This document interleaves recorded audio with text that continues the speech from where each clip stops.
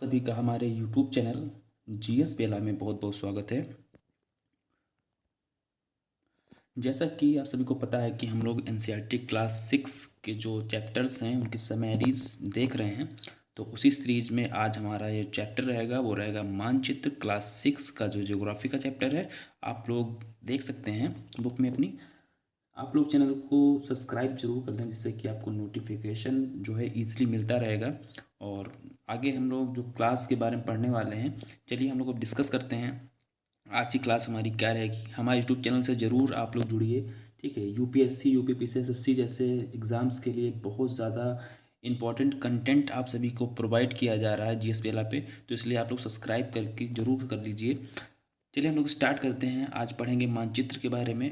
और लगभग आप सभी ने मानचित्र देखा होगा और उसका अध्ययन भी किया होगा।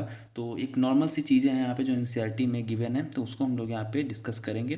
तो मानचित्र के बारे में चलिए हम लोग जानने की कोशिश करते हैं। तो मानचित्र क्या होता है, जैसा कि आप सभी ने देखा होगा कई प्रकार के मानचित्र होते हैं, ठीक है। और वो हर तरीके के, जैसे भौगोलिक, राजनीतिक, इस तरीके से होगा। सबसे पहले तो मानचित्र की हम जान लेते हैं। तो मानचित्र वे संसाधन हैं जिनकी सहायता से हम किसी देश, राज्य, महाद्वीप, महासागर या देश की भौगोलिक सीमाएं या राज्यों की भौगोलिक सीमाएं, इन सभी का क्या करते हैं, अध्ययन करते हैं, ठीक है। क्योंकि बहुत सारे जैसे पर्वत हो गए, पठार हो गए, सड़कें हो गई, ठीक है, रेलवे है, पटरियाँ, ये सब बहुत सारी चीज़ें होती हैं। तो इनको एक मानचित्र कह सकते हैं। एक कागज पे इसको मानचित्र बनाना ही क्या होता है, मानचित्रण होता है, ठीक है। तो मानचित्र के प्रकार कौन कौन से होते हैं ये हमारे लिए इम्पोर्टेंट है और इसी को हम डिस्कस करेंगे। इस चैप्टर में ज़्यादा कुछ नहीं है और जो इम्पोर्टेंट चीज़ आपके लिए जानने वाली है बस उसी को मैं डिस्कस कर दूंगा। तो मानचित्र देखा जाए सामान्यतः जो होते हैं 3 प्रकार के होते हैं, ठीक है। नॉर्मली जो होते हैं 3 प्रकार के होते हैं। ये कौन कौन से होते हैं, तो पहला तो हो गया आपका भौगोलिक मानचित्र, ठीक है। दूसरा हो गया राजनीतिक मानचित्र और तीसरा हो जाता है थीमेटिक मानचित्र, ठीक। तो ये 3 प्रकार के मानचित्र जो हैं ज़्यादातर यूज़ में लाए जाते हैं, ज़्यादातर जो स्टूडेंट्स यूज़ करते हैं। तो स्टूडेंट में जो आपके है तो भौगोलिक या राजनीतिक ही ज़्यादा इंपॉर्टेंट होता है, ठीक है। तो ये 3 मानचित्र हो गए, इनके बारे में हमको पढ़ लेना है। सबसे पहले भौगोलिक मानचित्र की हम देख लेते हैं हम लोग।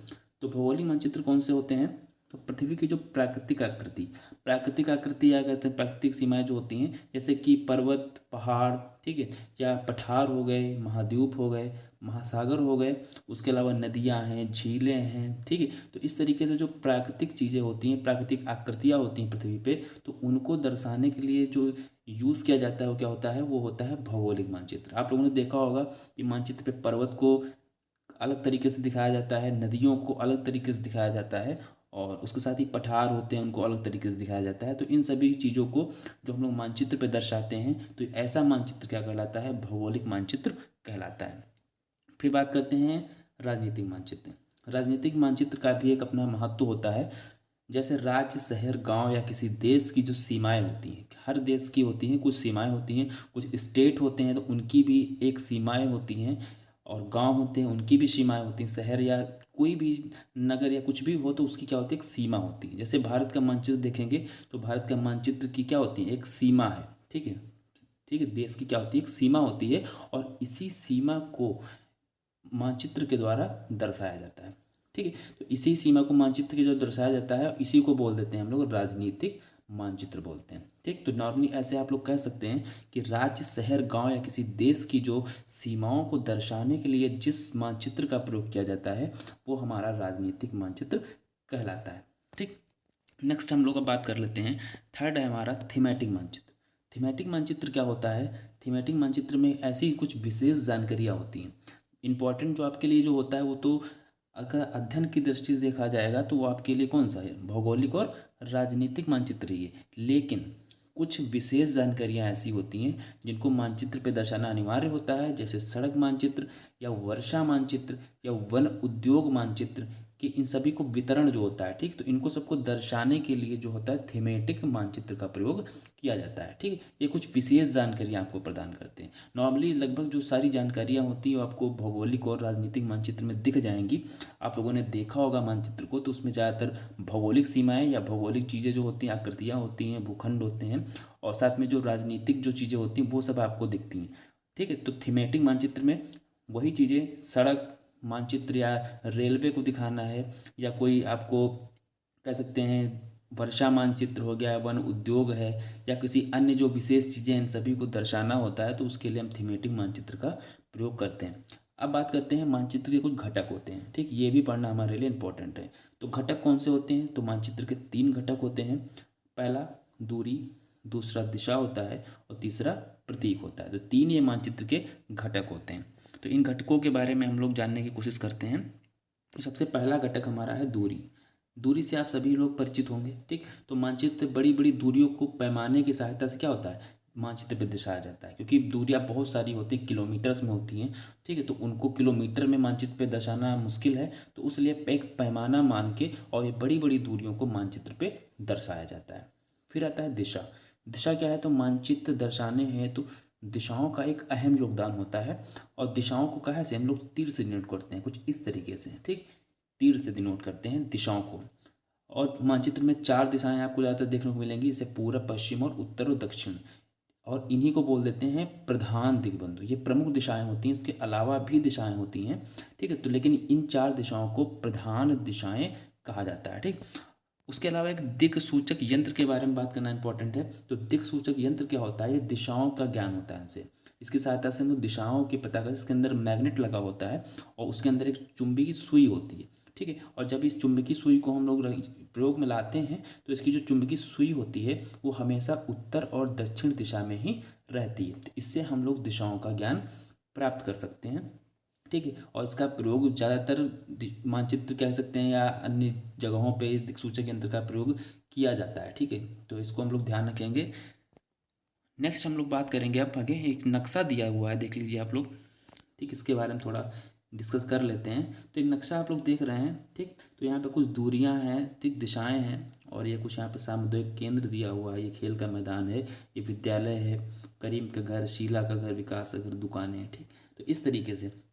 तो इसमें क्या होता है कि एक पैमाना मान लिया जाता है। ठीक है, इस तरीके से यहाँ पे नीचे पैमाना देखिए माना गया है कि 1 सेंटीमीटर बराबर 10 मीटर है। ठीक है, 1 सेंटीमीटर बराबर 10 मीटर है। तो अगर हम बात करें कि विकास और शीला का जो घर है, ठीक है, ये विकास और शीला का घर है, तो अगर ये कितना, ये अगर मान लो 50 मीटर की दूरी पर है, तो इसको हम कितना दिखा देंगे, इसको मानचित्र पे हम कितना दिखाएंगे, महज 5 सेंटीमीटर से इसको हम दिखा देंगे। ठीक है, इसी तरीके से हम अगर दुकान और विद्यालय की बात करें, तो दुकान और विद्यालय के बीच में क्या, मान लो ये कितना 100 मीटर की दूरी है इनके बीच में।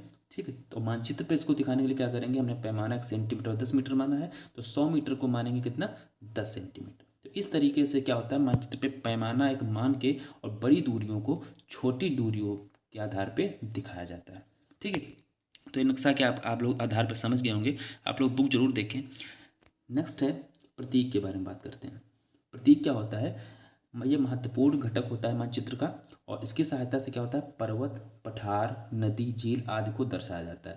जैसे पर्वत को इस तरीके से दिखा दिया, ठीक है, नदी है तो उसको इस तरीके से दिखा दिया। ठीक है, तो ये सब क्या होते हैं, प्रतीक होते हैं जो विशेष आकृतियों को डिनोट करते हैं। ठीक, जैसे रेल की पटरियाँ, रेल की पटरी को ऐसे दिखाया जाता है, इस तरीके से। ठीक, कुआं ऐसे दिखा दिया, तालाब है, सड़कें हैं, इन सभी को मानचित्र पर दर्शाया जाता है इन प्रतीकों के माध्यम से। ठीक है, फिर आता है रेखा चित्र। तो रेखा चित्र क्या होता है, किसी पैमाने पर आधारित ना होकर ये क्या होता है, याददाश्त पे आधारित होता है। किस पे होता है, याददाश्त पे आधारित। इसको क्या करते हैं, किसी एक पेन या पेंसिल से किसी एक कागज पे बना लेते हैं, इसको कच्चा मानचित्र भी बोलते हैं। तो रेखा चित्र क्या होता है, कच्चा मानचित्र भी होता है। नेक्स्ट है खाका के बारे में पढ़ लेते हैं।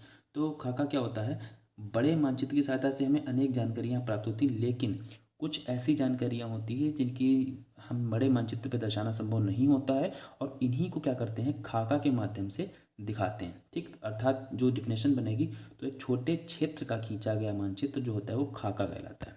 ठीक है, तो इस तरीके से आप लोग समझ गए होंगे चीज़ों को। और ये आपको यहाँ पे हम दिशाएं दिखाई दे रहे हैं, ये होती हैं दिशाएं।